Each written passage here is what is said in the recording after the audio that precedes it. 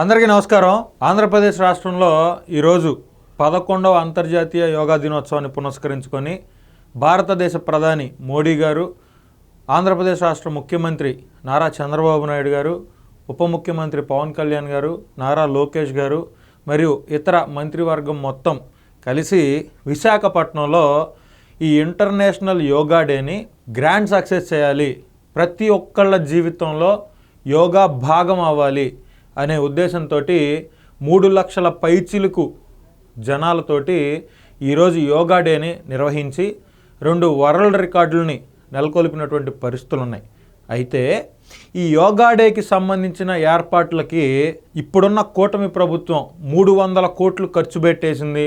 ఈ 300 కోట్లు పెడితే అది చేయొచ్చు, ఇది చేయొచ్చు అని అసలు లేనిపోయిన అనవసరమైన ఫేక్ ప్రచారాన్ని వైఎస్ఆర్ కాంగ్రెస్ పార్టీకి సంబంధించిన వాళ్ళు, YSR Congress party paid media చేస్తున్నటువంటి పరిస్థితులు ఉన్నాయి.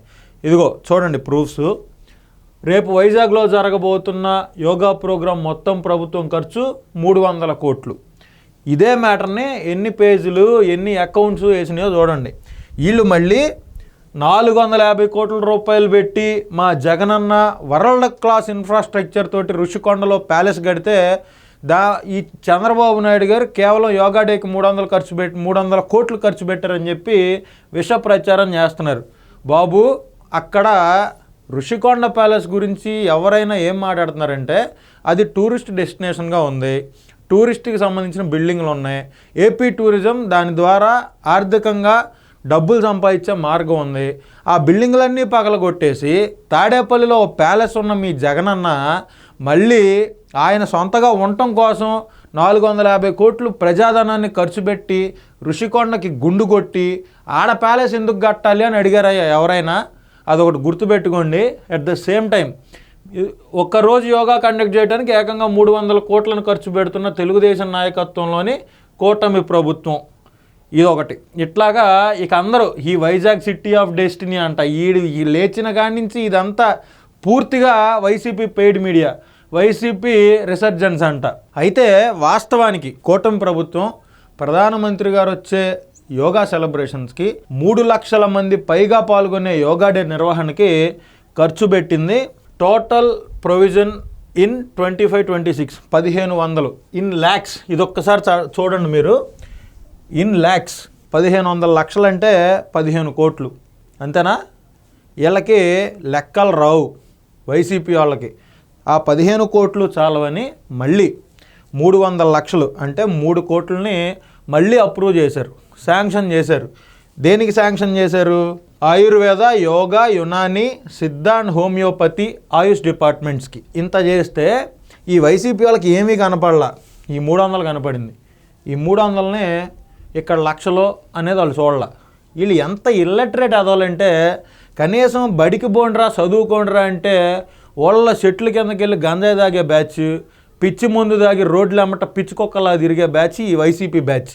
వీళ్ళకి 300 లక్షలకి 300 కోట్లకి తేడానే తెలియట్లా. వీళ్ళు ఈ గొర్రె మోకాలు వేసుకొని, ఈ గొర్రె బుర్రలు వేసుకొని, ఒక గొర్రె కానీ వెళ్ళి రైలు కింద పడితే మిగిలిన గొర్రెలు కూడా పడతాయి కదా. యాజ్ ఇట్ ఈజ్ అట్టాగే ఒక గొర్రె ఈ 300 చూసి 300 కోట్లు అనుకుంది. అట్లాగే వీళ్ళు కూడా ఈ 300 లక్షలను 300 కోట్లు చేసేసి అసలు ఏం లేదు, అంతా అయిపోయింది, రాష్ట్ర ప్రజల డబ్బులన్నీ దుబారా చేసేస్తున్నారు, అది చేసేస్తున్నారు, ఇది చేసేస్తున్నారని ఈ ట్విట్టర్లో, ఫేస్బుక్లో, వాట్సాప్ యూనివర్సిటీల్లో మొరగటం మొదలుపెట్టారు. సో ప్రజలు తెలుసుకోవాల్సింది ఒకటి ఉంది.